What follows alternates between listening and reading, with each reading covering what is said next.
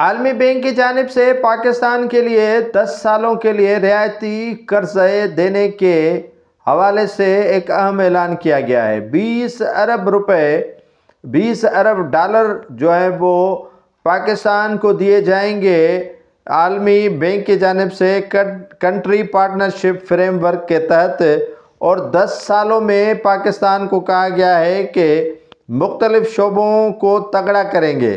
ان کے لیے ان کو پیسے دیے جا رہے ہیں رعایتی قرضوں کے طور پر۔ اب وہ شعبے جو پاکستان میں ابھی تک اسٹیبل نہیں ہو سکے ہیں، ان میں صحت کا شعبہ ہے، تعلیم کا شعبہ ہے، صاف پانی کا شعبہ ہے، اور توانائی کا شعبہ ہے، اور جو موسمیاتی تبدیلیاں ہیں ان کے حوالے سے، اور معیاری تعلیم، صحت، ان کے لیے یہ رقوم فراہم کی جا رہی ہے، اور غذائی تحفظ کے اہداف شامل ہیں۔ یہ پوری رقم 10 سالوں میں 20 ارب ڈالر جو ہیں وہ پاکستان کو فراہم کیے جائیں گے۔ حکمران تو بڑے خوش ہیں کیونکہ آئی ایم ایف ایک طرف تو ان کو قرضہ دیے جا رہا ہے، اور یہ قرضہ یہ ہڑپ کر کے بڑا جو ہے وہ خوش دکھائی دے رہے ہیں۔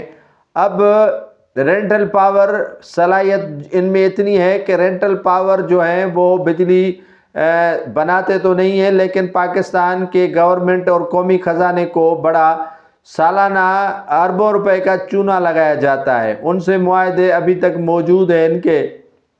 پانی جو K4 منصوبہ یا دیگر جو منصوبے تھے ان کے تحت جو ہے وہ مختلف اسکیمیں پانی کے حوالے سے پائپ لائن میں تھیں، لیکن وہ بھی تعطل کا شکار دکھائی دے رہے ہیں۔ ملک کے اندر جو تعلیمی معیار ہونا چاہیے وہ نہ ہونے کے برابر ہے۔ غذائی قلت جو ہے وہ پاکستان کے اندر ابھی بھی موجود ہے، اور ان کا جو ہے وہ عالمی بینک کا اہداف میں یہ بھی شامل ہے کہ آپ جو موسمیاتی تبدیلیاں ہیں ان کے حوالے سے اقدامات کریں، جو ایفرٹس موجودہ حکومت کبھی بھی نہیں لے پائے گی۔